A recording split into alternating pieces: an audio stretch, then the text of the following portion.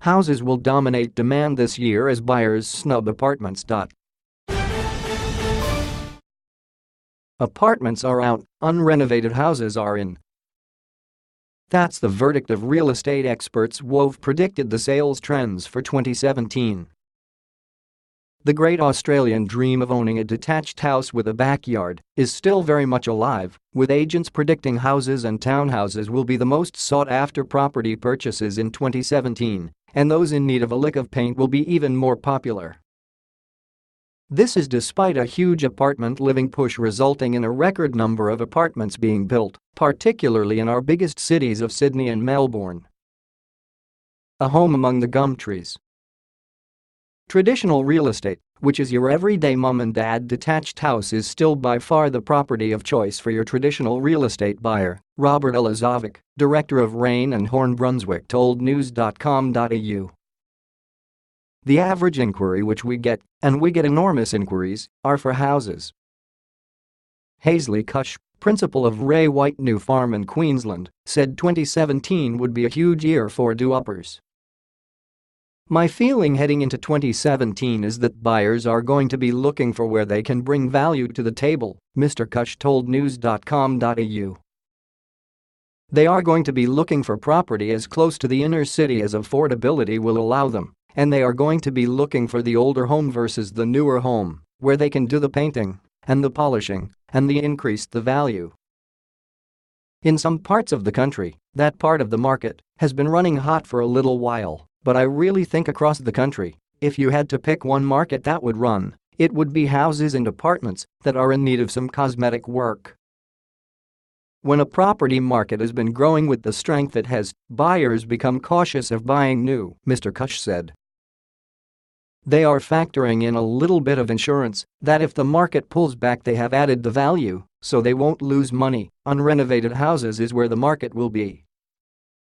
A study from home renovation platform House, released last year, suggested rising real estate prices are sparking a renovation frenzy.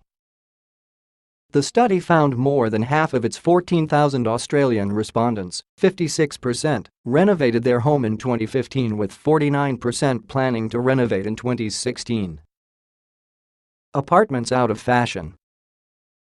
Mr. Elizovic said that the size and sheer amount of new apartment developments cropping up have put the apartment market into oversupply, especially in his hometown of Melbourne, further exacerbating this supply and demand imbalance. I don't think apartments are going to see much growth, in my opinion, he said. There is still an oversupply in Melbourne.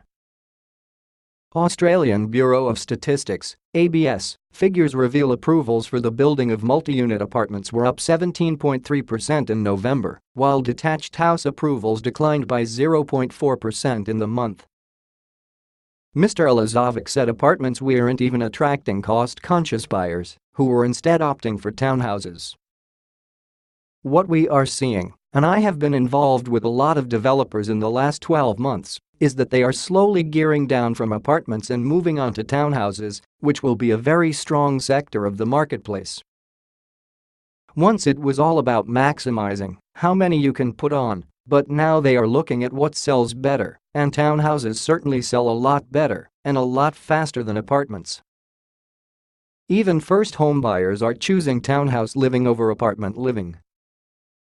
There are still a lot of affordable townhouses which are being built between that $550,000 $680,000 mark.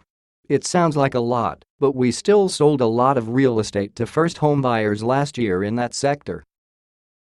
We know they are struggling to find a house, but our research tells us that they don't really want apartments. They understand there is a bit of a glut in the apartment market. Instead, demand for apartments will be mostly dominated by the lucrative older buyer.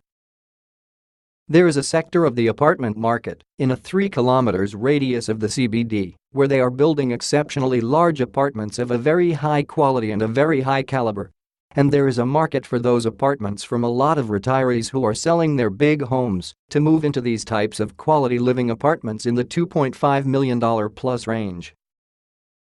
But most apartments are struggling, and developers are doing a huge amount of marketing offering extra grants and payback schemes to push the apartment market. I can't see there being a huge surge or increase of demand in that market. Inner city versus fringe. There will always be the allure of an inner-city pad, and that won't change in 2017. However, Mr. Elizovic said rising real estate prices will see demand for homes in fringe suburbs come to the fore this year.